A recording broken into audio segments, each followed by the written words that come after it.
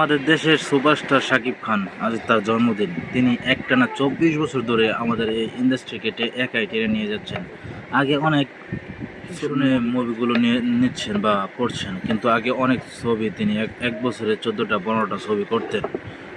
এবং দেখা যেত যে একটা ছবির মাঝেই একই কাহিনী বা 2টা 3টা একই কাহিনী, একটা বছরে 15টা 14টা ছবি। কিন্তু এখন ভক্তদের কথা বা ফ্যান্সদের কথা বিবেচনা করে এখন তিনি তার স্টাইলকে নতুন নিয়মে নিয়ে গেছেন। বছরে 2টা ছবি করেন, অনেক ভালো বাজেট অথবা ভালো পরিচালকের হাত ধরে অথবা ভালো গল্প দিয়ে। শাকিব খানরে কেউ অপছন্দ করতে পারে, কিন্তু কেউ অস্বীকার করতে পারবে না বাংলাদেশের সবচেয়ে বড় সুপারস্টার শাকিব খান তার ধারাবাহিকতা ধরে রেখে 24 বছর ধরে ইন্ডাস্ট্রিকে তিনি একাই চালিয়ে নিয়ে যাচ্ছেন।